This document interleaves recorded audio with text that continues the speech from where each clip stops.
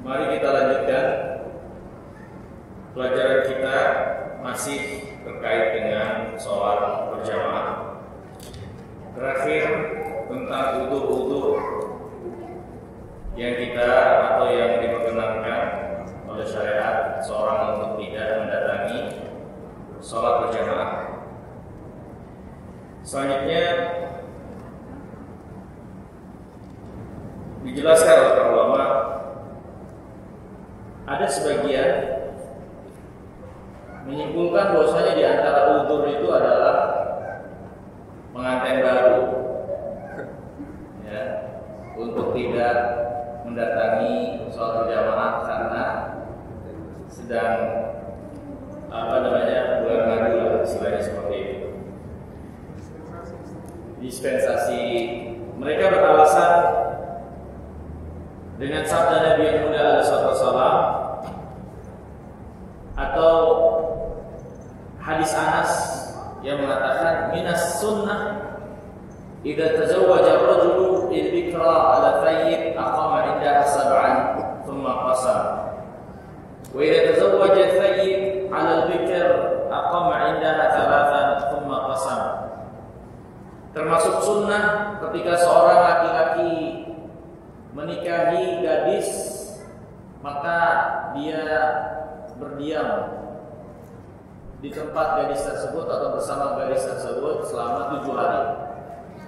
Kalau menikahi janda, maka 3 hari baru dia menggilir yang lainnya. Sebagian melandasi dengan hadis ini mengatakan bahwasanya kalau seorang baru menikah itu, kalau menikahi gadis seminggu nggak sholat berjamaah, kalau janda 3 hari nggak sholat berjamaah. Padahal hadis ini nggak tepat kalau dijadikan alasan seperti itu. Hadis ini menjelaskan tentang bagaimana mulai kembali menggilir ketika seorang menikahi lagi seorang wanita, ya, ketika dia menikah lagi dengan seorang wanita, kapan mulai gilir lagi? Kalau yang dinikahi adalah gadis, maka tunggu seminggu dulu.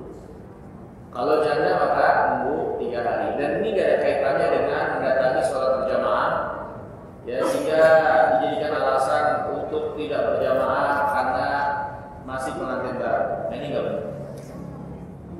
Selanjutnya adab-adab untuk melaksanakan sholat atau adab-adab seorang pergi ke masjid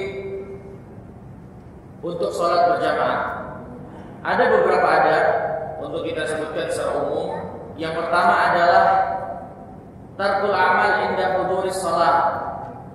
Adab-adab seorang sebelum atau ketika pergi ke masjid. Yang pertama adalah meninggalkan kegiatan ketika datang waktu sholat. Aisyah radhiyallahu taala anha mengatakan Rasulullah SAW itu suka membantu kegiatan di rumahnya. Ini apa yang menjadi pekerjaan istrinya, Nabi suka untuk ikut serta mengerjakannya. Fa idza hadaratis shalah kharaja ila shalah. Tapi kalau sudah datang waktu sholat, Nabi SAW keluar untuk mengerjakan sholat.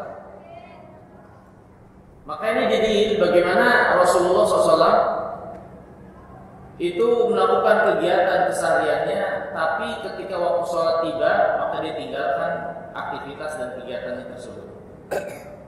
Ya, maka ini diantara kebiasaan Rasulullah SAW untuk kita teladani dalam keseharian kita melakukan aktivitas. Kemudian di antara adabnya juga adalah berjalan atau bersuci terlebih dahulu dan berjalan menuju masjid. Bersuci terlebih dahulu di rumah, kemudian berjalan menuju masjid. Jadi kalau seorang hendak mendatangi sholat berjamaah atau pergi ke masjid, sangat disukai dia berwudu dulu di rumah dan pergi ke masjid dengan berjalan. Ya, tentu ini bagi mereka yang berjalannya ke masjid itu menjadi sesuatu yang mudah untuk dia lakukan. ya, dan juga dia tidak berada pada jarak yang sangat jauh. Tapi barang siapa yang berada dalam keberatan datang ke masjid kecuali dengan memakai kendaraan, maka baginya untuk melakukan hal tersebut, pergi ke masjid dengan kendaraan, agar bisa terus menjaga semangat dia mendatangi masjid atau tidak begitu memberatkannya. Tapi tentunya keutamaan yang lebih spesifik akan didapatkan mereka yang berjalan melangkahkan kaki menuju masjid. Kalau yang ke masjidnya pakai kendaraan, tentunya nggak ada yang sia-sia di sisi Allah dari perhitungan kebaikan bagi hamba-hamba yang melaksanakannya. Berdasarkan hadis Nabi SAW yang diriwayatkan oleh Imam Muslim, Nabi bersabda, siapa yang bersuci di rumahnya kemudian berjalan menuju rumah di antara rumah Allah untuk menunaikan kewajiban yang Allah wajibkan, maka setiap langkahnya akan dihitung penghapus dosa dan meninggikan derajat. Satu langkahnya menghapus dosa, langkah berikutnya mengangkat derajat, dan begitu seterusnya. Kalau seorang berwudu dari rumah kemudian berjalan menuju masjid dalam rangka melaksanakan yang Allah wajibkan. Kemudian yang berikutnya, di antara adabnya juga al-mubadarah ila masjid wa tabkir ila shalah, bersegera menuju masjid ketika azan dikumandang, bahkan sebelum azan itu dikumandangkan, ya, termasuk bagian dari menyegerakan kebaikan dalam hal ini adalah segera menuju masjid untuk menunggu sholat atau waktu sholat itu datang. Nabi SAW bersabda, ya, "Lau ya'lamu ma fi tahjir lastabahu." Kalau seorang itu tahu keutamaan bersegera menuju masjid, tentu mereka akan berlomba-lomba untuk melakukannya. Ya, ini dalil menunjukkan sangat disukai untuk bersegera menuju masjid. Kemudian selanjutnya di antara adabnya juga mendatangi masjid dengan penuh tenang dan tidak tergesa-gesa. Ya. Ini biasanya suka dilakukan ketergesa-gesaan ini ketika qomat sudah dikumandangkan. Atau seorang sholat di masjid, imam sudah meruku, dia ada di depan pintu melihat dia berlari menuju shaf. Maka yang seperti ini tidak disukai, karena seperti ini dapat mengurangi kekhusyuan sampainya seseorang ketika di tempat sholat atau di shaf. Ya. Nabi yang mulia alaihi wasallam bersabda,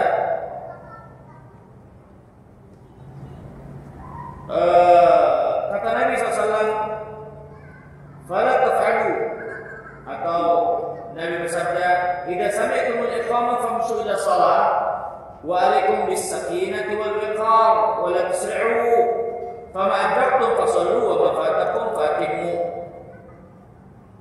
Ketika kalian mendengarkan qomat sudah dikumandangkan, maka berjalan saja menuju sholat dengan penuh tenang, dengan penuh ketenangan, walaupun qomat sedang dikumandangkan. Fala tusri'u, jangan kalian terburu-buru. Apa yang kalian dapatkan, sholatnya imam, ya, maka sholatlah bersamanya. Yang tertinggal, maka sempurnakan, tambahkan yang tertinggal. Ya, maka di sini menunjukkan Nabi SAW melarang seorang tergesa-gesa, terburu-buru, berlari sampai ke dalam shaf. Tapi yang diperintahkan, yang dibolehkan adalah berjalan dengan tenang, ya, sampai masuk ke dalam shaf. Karena berlari terburu-buru sampai masuk ke dalam shaf ini dapat mengganggu kekhusyuan, karena seorang tentunya ketika sampai dalam shaf dia mungkin kurang bisa fokus, ya, karena capek, lelah, ya, ketika sampainya di dalam shaf, ya. Kemudian yang berikutnya, Membaca doa menuju masjid. Nah, ini juga di antara amalan. Saya kira amalan yang cukup banyak dilupakan. Ini doa Allahumma ij'al fi qalbi nuran wa fi lisani nuran wa fi sam'i nuran wa fi basari nuran wa fi qalbi nuran wa min fawqi nuran wa min tahti nuran wa an yamini nuran wa an shimali nuran. Allahumma a'tini nuran. Ya Allah, jadikanlah untukku pada hatiku cahaya, lisanku cahaya, pandanganku, pendengaranku, dari atasku, dari bawahku, kananku, kiriku cahaya. Ya Allah, anugerahkan cahaya kepadaku. Ya, ini doa menuju masjid. Ya. Kemudian juga ketika masuk dalam masjid, ini cukup banyak diamalkan. Seorang mengucapkan bismillah dan salawat kepada Nabi. Bismillah wassalatu wassalamu ala Rasulillah. Kemudian meminta agar dibukakan rahmat. Allahumma ftahli abwaab rahmatik, dan memulai masuk masjid dengan kaki kanan. Kemudian di antara adabnya juga ada mutasbiqil asabi fi masjid ilal hajj. Kita sudah singgung di kesempatan yang lalu. Tidak menjalin tangan ketika berjalan menuju masjid, ya, atau bahkan setelah sholat, karena ini menafikan keadaan seorang untuk tetap terhitung dalam keadaan sholat. Karena seorang yang berjalan menuju masjid untuk sholat, dia berwudu dari rumah, dia terhitung dalam keadaan sholat sampai selesai sholat, sampai dia kembali ke rumahnya, ya. Dan seorang menjalin jadi jemarinya seperti itu menafikan keadaan dia yang dihitung sebagai orang yang sholat. Makanya tidak disukai untuk dilakukan hal yang demikian. Kata Nabi SAW, "Idza tawadda'a ahadukum fi baiti, thumma atal masjid, kana fi sholati hatta yarji'." Kalau salah seorang di antara kalian berwudu dari rumahnya menuju masjid, maka terhitung sebagai orang yang sholat sampai dia pulang lagi ke rumahnya. Fala yakil hakada wa syabbaqa baina asabi'ihi. Jangan lakukan yang seperti ini. Kemudian Nabi menjalin, menghimpun antara kedua jemarinya seperti ini. Ya, maka ini tidak disukai. Kemudian di antara adabnya juga salat 2 rakaat dari masjid ketika masuk masjid. Kemudian di antara adabnya juga, bahkan ini perkara yang harus diperhatikan, haram meludah sengaja ke arah kiblat. Meludah sengaja ke arah kiblat ini haram. Karena arah kiblat ada arah yang disucikan, yang dimuliakan. Menjadi arah kita pelaksanaan salat. Meludah menafikan hal tersebut, makanya diancam. Keterangan dari Rasulullah SAW, siapa yang sengaja meludah ke arah kiblat, nanti akan dibangkitkan di yaumul qiyamah dalam keadaan ludah itu nempel di mukanya. Ya. Baik. Mau di masjid, mau sholat atau di luar sholat, sengaja tahu itu arah kiblat, kita meludah, ini bisa terkena ancaman itu. Kalau nggak sengaja apa? Kan nggak tahu. Makanya meludah itu harusnya adabnya adalah ke bawah dan ke arah kiri, ke kiri ke bawah. Adabnya tidak ke kanan, untuk memuliakan malaikat yang ada di sebelah kanan. Kalau mau ke kiri dan ke arah bawah. Ketika kita tidur kemudian bermimpi yang menyeramkan atau mimpi yang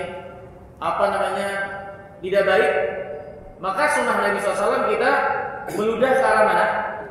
Ke arah kiri. Mudah ke arah kiri, ya, 3 kali. Kemudian ta'awud.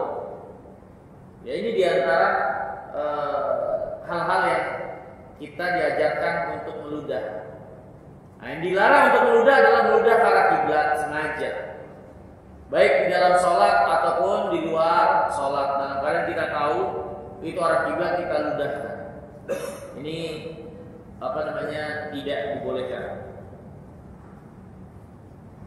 Dan ancaman dari Nabi SAW tentang pelaku yang melakukan hal tersebut menunjukkan haramnya perbuatan tersebut.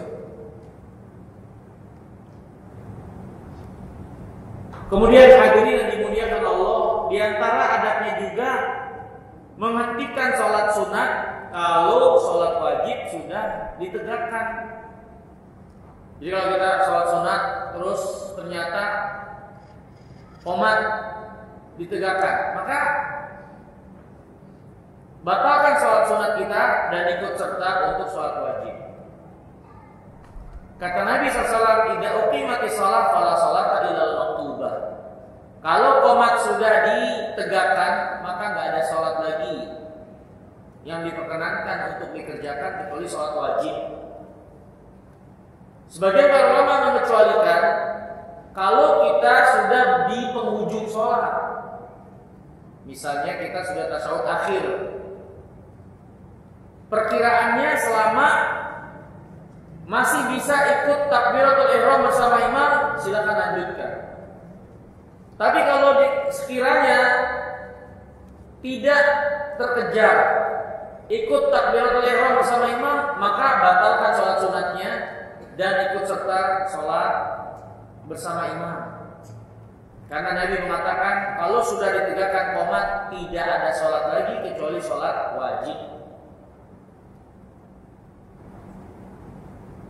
Kemudian di antara adabnya juga adabul khuruj minal masjid ba'da adzan wa qabla shalatil fardhah ila lidarurah. Tidak disukai seorang keluar masjid ya setelah azan dikumandangkan. Azan dikumandangkan dia di dalam masjid. Enggak disukai dia keluar kecuali memang darurat atau ada kepentingan yang mendesak. Misalnya dia membuang air kecil dan lain-lain aja. Tapi kalau enggak, maka ini enggak disukai. Karena perbuatan tersebut bisa bermakna walaupun seorang tidak berniat untuk itu, tapi dia bisa bermakna ketidaksukaan untuk sholat, padahal sholat hendak dilaksanakan. Ya. Jadi nggak disukai kalau sudah azan kemudian keluar dari masjid, meninggalkan masjid, kecuali ada keperluan yang berarti. Ya. Kemudian di antara adabnya adalah tidak menegakkan qomat kecuali atas dasar perintah atau keberadaan imam rawatib tentunya. Karena yang berhak untuk qomat itu imam. Ya, ini adabnya. Nabi SAW bersabda, "Idza uqimatis shalah fala taqumu hatta tarawni." Kalau sholat ingin dikerjakan, jangan kalian qomat kecuali sudah melihat saya. Dan qomat itu haknya imam. Kalau imam suruh langsung qomat, ya qomat. Ya, bukan haknya jam yang sekarang dipergunakan menghitung mundur waktu qomat. Kalau itu sebagai ini aja, mempermudah saja. Sebetulnya kalau gitu Ustaz, imamnya bisa bijak ya Ustaz ya. Bisa. Kita datang itu kan kadang 10 menit tuh tapi kan masih sholat sunnah kita. Tergantung imamnya. Tergantung imam. Iya. Kalau imamnya sudah menghendaki, ya kita batal. Iya. Bahkan belum 10 menit berakhir, karena imam lihat orang-orang udah ngumpul, udah selesai, sholat sunnahnya udah nggak ada, udah langsung qomat deh. Itu kebijakan imam. Untuk wanita ada tambahan adab mendatangi masjid. Yang pertama adalah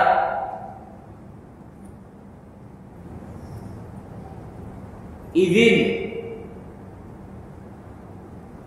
dari suaminya kalau dia udah bersuami tentunya. Ya. Tapi suami tidak berhak untuk melarang. Tapi para wanita hendaknya tidak meninggalkan izin. untuk dia lakukan, meminta izin suaminya ketika hendak pergi ke masjid. Dan sang suami perlu tahu bahwasanya syariat ini melarang mereka untuk menghalangi atau melarang wanita bisa pergi ke masjid. Nabi yang mulia alaihi salatu wasallam bersabda, "Idza sta'dzanatil mar'atu ahadakum ilal masjid fala yamna'uha." Kalau wanita minta izin kepada kalian menuju masjid, maka jangan kalian halangi. Hadis ini menunjukkan wanita minta izin dan menunjukkan bagi para laki-laki tidak boleh menghalangi, nggak boleh melarang. Ya. Kecuali ketika melarang itu ada alasan yang kuat, misalnya bahaya ketika pergi ke masjidnya. Ya, bahaya pergi ke masjid, bakal dikhawatirkan terjadi fitnah, itu lain urusan. Tapi dalam keadaan normal, nggak ada yang dikhawatirkan, nggak boleh laki-laki suami melarang, menahan istrinya untuk datang ke masjid. Kemudian yang berikutnya di antara adab bagi wanita untuk diperhatikan datang ke masjid, menghindari dan menjauhi memakai wangi-wangian yang menimbulkan fitnah. Ini wangi-wangian yang semerbak, ya. Tapi juga perlu diperhatikan bukan berarti membawa bau-bauan ke masjid, ya. Nabi yang mulia alaihi salatu wasallam bersabda, "Idza syahidat ihdakunna al-masjid fala tamussa thiban." Wahai wanita, kalau salah seorang di antara kalian menuju masjid, janganlah pakai minyak wangi. Maksudnya jangan pakai minyak wangi yang akan menimbulkan fitnah, yang semerbak baunya. Tapi ini bukan berarti juga mereka untuk menimbulkan bau-bauan yang mengganggu orang lain. Ya. Kemudian yang berikutnya ada khusus bagi wanita, ada ikhtilaf berrijal fi dukhulil masjid wal khuruj bihi. Menjauhi percampuran dengan laki-laki ketika keluar masuk masjid. Dulu zaman Nabi biasa para wanita itu punya pintu khusus. Dari situlah mereka masuk dan keluar, sehingga tidak bertabrakan dan tidak bercampur dengan laki-laki. Ya. Ini yang ideal. Ya. Kecuali dalam keadaan yang tidak memungkinkan, ya, seperti Masjidil Haram, yang memang sulit untuk dihindari karena terkait ibadah yang dilakukan di tempat yang sama, tawaf, ya, sehingga akhirnya bercampur laki-laki perempuan. Tapi itu memang keadaan yang tidak memungkinkan. Untuk keadaan-keadaan yang lapang bisa dihindari hal tersebut, maka itu harusnya diperhatikan. Seperti masjid pada umumnya, bahkan Masjid Nabawi, Nabi SAW sendiri kita perhatikan punya pintu khusus untuk keluar masuknya para wanita. Hanya kita saksikan bagaimana Masjid Nabawi itu lebih tertib, ya, lebih tertib, ya, untuk pelaksanaan sholat, keluar masuknya, ya. Ini diantara adab-adab dari mendatangi masjid, ya, khususnya untuk melaksanakan sholat berjamaah. Ya. Kemudian hadirin, selanjutnya pembahasan kita adalah masalah al-imamah wa ahkamuha. Masalah imam dan hal-hal yang berkait dengannya. Ini hukum-hukum yang berkait dengan keimaman dalam sholat. Ya.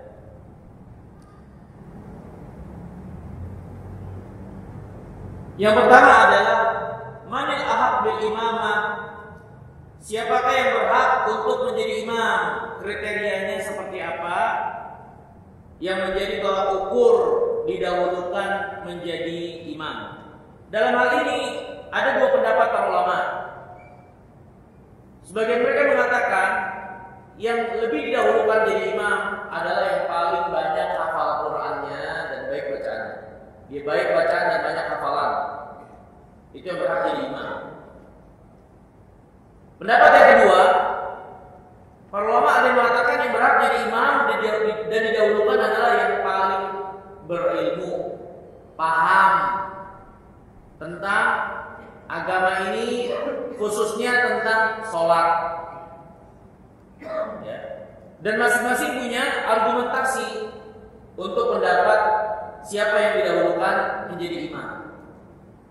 Mereka yang mengatakan yang didahulukan yang paling banyak hafalan Qurannya melandasi dengan hadis Nabi, ya ummul qaum aqra'uhum li kitabillah. Yang jadi imam adalah yang paling aqra'. Mereka mentafsirkan dan memahami. Aqra' di sini maksudnya yang paling pandai baca Qurannya, paling banyak hafalannya. Ya, maka ini kriteria yang paling utama untuk didahulukan seorang jadi imam. Para ulama mengatakan yang diutamakan adalah yang paling paham tentang hukum sholat, terutama yang akan dikerjakan. Mereka memahami aqra' di sini adalah paling paham, bukan sekedar hafalan. Karena maksud dari imam yang akan memimpin tentang sholat, kalaupun bacanya bagus, tapi sholatnya nggak beres atau tidak memahami hal-hal yang terkait dengan sholat, ini akan membahayakan orang-orang di belakangnya. Waktunya dia keliru dan salah, nggak tahu jumlah rakaat yang harus dilaksanakan. Kan sholat yang di belakang jadi rusak. Sholat yang 2 dikerjain 3 karena nggak tahu. Ya. Atau dia nggak paham ketika diingetin sama makmum, bablas. Kayaknya seperti ini bakal menimbulkan hal-hal yang tidak diinginkan kalau dia nggak paham tentang ahkam sholat. Ya. Makanya sebagian ulama memahami aqra' di sini lebih menguatkan kepada sisi paham terhadap hukum-hukum din agama, bukan sekedar banyak hafalan. Ya.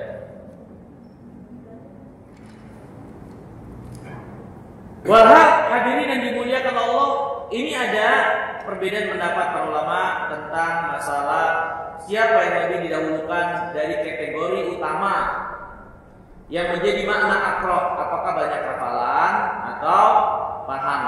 Ya. Jumhur para ulama berpendapat bahwasanya aqra'uhum li kitabillah ahsanuhum qira'atan. Itu yang paling bagus, paling baik bacaannya. Ya. Termasuk di dalamnya adalah banyak hafalan. Karena ini yang menjadi zahir, makna yang paling terdepan yang bisa kita pahami ketika Nabi mengatakan aqra'uhum li kitabillah. Ya. Tapi tidak menafikan pengetahuan dan penguasaan imam terhadap hukum sholat untuk juga diberikan perhatian. Karena ketika Nabi bersabda yang paling aqra', beliau mengatakan ini di hadapan para sahabat, dan para sahabat adalah orang yang berilmu, yang dalam keilmuan, yang dalam hukum tentang din itu mereka, tentang sholat itu mereka menguasai, dan mereka berada dalam keadaan yang sama dalam penguasaan hukum sholat, sehingga yang menentukan ya, siapa yang jadi imam tentu yang paling banyak bacaannya. Ya. Sehingga walaupun yang paling banyak hafalan itu jadi tolak ukur, tapi hukum tentang sholat juga tidak boleh untuk dikesampingkan menjadi pertimbangan seorang didahulukan menjadi imam. Ya. Kemudian hadirin yang dirahmati dan dimuliakan Allah, para ulama juga menjelaskan kalau sudah ada imam yang ditetapkan oleh pengurus misalnya menjadi imam rawatib, maka nggak boleh ada orang yang mendahului imam yang sudah ditetapkan oleh pengurus tersebut, walaupun dia lebih banyak hafalannya, kecuali dengan izin si imam rawatib itu. Ya, misalnya pengurus sudah tunjuk nih yang jadi imam si fulan, terus datang orang tamu atau orang lain, mungkin hafalannya lebih banyak, yang berhak jadi imam yang jadi imam rawatib. yang ditunjuk jadi imam rawatib, yang diamanahkan jadi imam rawatib. Ya walaupun mungkin di situ ada yang lebih hafal, lebih banyak hafalannya, maka tidak diperkenankan. Kata Nabi yang mulia alaihi salatu wassalam, wala ya'ummanna rajula fi sultanihi ila bi'idni. Seorang tidak boleh menjadi imam di wilayah orang lain kecuali dengan izinnya. Ya. Ini masjid ada wilayah pengaturan pengurus yang ada di dalamnya yang dapat izin dari negara untuk pengurusan ibadah atau masjid. Maka kalau pengurus sepakat si imam sebulan maka tak boleh untuk mendahului apa yang ditetapkan oleh pengurus di sana.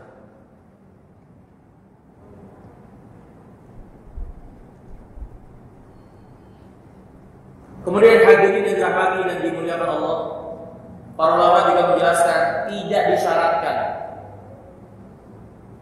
seorang imam itu harus lebih baik dari makmumnya.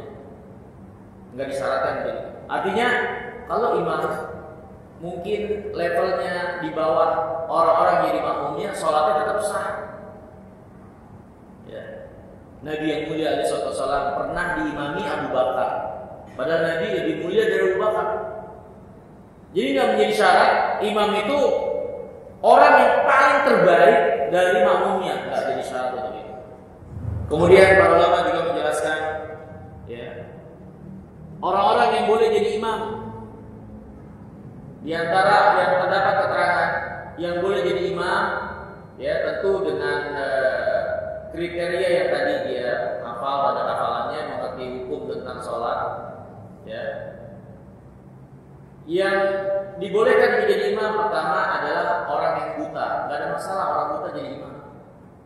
Dulu Nabi SAW mendelegasikan Ibnu Maktum jadi imam. Ya. Cacat fisik mata penglihatannya tidak menjadi penghalang untuk dia jadi imam. Ya. Bahkan dia jadi muadzin pun gak ada masalah selama ada yang menerangkan atau mengarahkan waktu sholat itu sehingga dia ada. Dia bisa ada di waktu yang benar, yang tepat. Bahkan dengan keterangan orang yang buta boleh mengimami orang yang melihat, berarti yang sakit boleh mengimami yang sehat. Seperti Nabi SAW pernah dalam keadaan sakit mengimami para sahabat yang pada sehat. Ya, jadi tidak ada masalah kalau itu dilakukan. Kemudian juga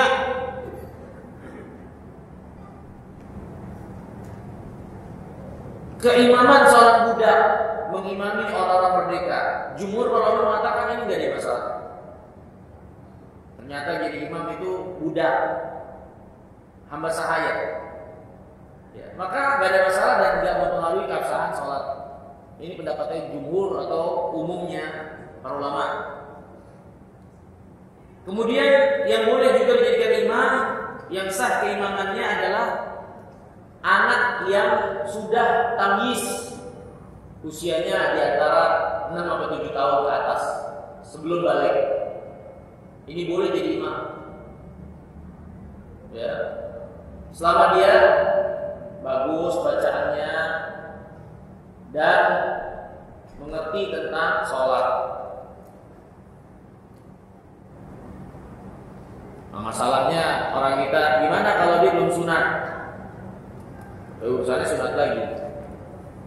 Karena kaum kita suka menunda sunat anak-anak. Ya, udah kelas 6 SD baru sunat, 5 SD baru sunat. Ya. Sebetulnya sunat itu disukai untuk disegerakan. Ya, ketika dia bayi atau baru lahir 7 hari lewat, itu sudah disukai disegerakan sunat itu. Ya, tapi di sebagian negeri kayak negeri kita ini agak terlambat ya sunatnya. Nah, gimana anak-anak yang belum disunat dia jadi imam atau sholat? Ya. Walhasil apa namanya? Tentu di antara syarat seorang sah salatnya adalah suci, bersih dari najis, badan, pakaian dan tempat salatnya. Ya, si anak itu kalau dia menjadi imam, ya diberitahukan kepadanya untuk jaga dengan dia apa namanya istinja dengan baik ketika dia buang air, diajarkan kalau dia belum sunat. Ya, tapi keadaan dia untuk jadi imam kita di belakangnya, kita juga tak perlu untuk mencurigai ya si anak ini untuk kita cek udah sunat atau belum, atau untuk kita cek udah bersih atau belum. Ya, di kuluknya itu kita tidak dibebani untuk mencurigai dan mengecek-ngecek seperti itu. Ya, tapi bagi orang tua si anak tentu harus memperhatikan hal demikian. Kemudian juga kata ulama di antara yang diperkenankan atau nggak ada masalah untuk jadi imam, walaupun yang utama cari yang lain. Tapi kalau mau diimami orang seperti ini nggak ada masalah. Yaitu imamatul fasik. Imamnya orang yang fasik. Ya, artinya dia pelaku dosa. Ya. Atau dikenal dengan perbuatan dosanya. Kalau dia jadi imam mengimami kita, nggak ada masalah. Selama dosanya itu tentu tidak mengeluarkan dia dari Islam.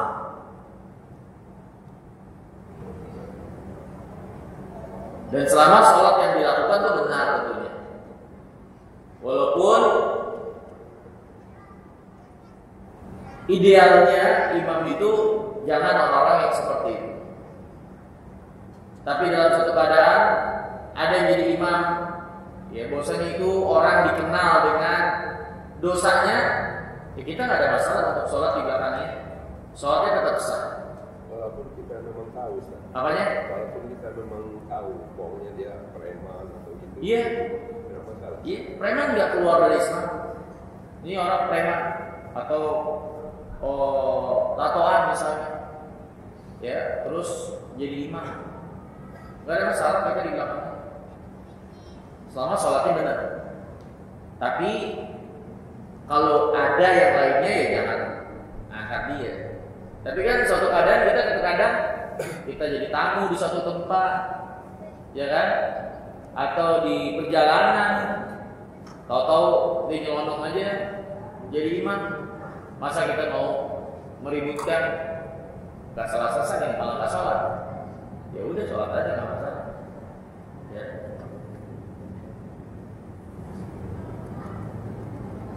Berdasarkan hadis Nabi SAW, ya, kata Nabi SAW, "Yusalluna alaikum al-imamu dhammin fa'in asabu falakum walakum wa in akhtau falakum alaihim."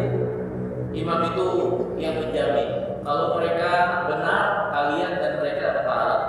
Tapi kalau mereka salah, kalian tetap dapat pahala sebagai makmum, mereka yang dapat dosanya. Artinya mereka salah kan berarti ini imam ini berada pada satu kesalahan. Ya, kesalahan bisa dari sisi pribadinya. Jadi dia nanggung sendiri bukan menjadi tanggungan makmum. Saya kira mungkin sampai sini dulu.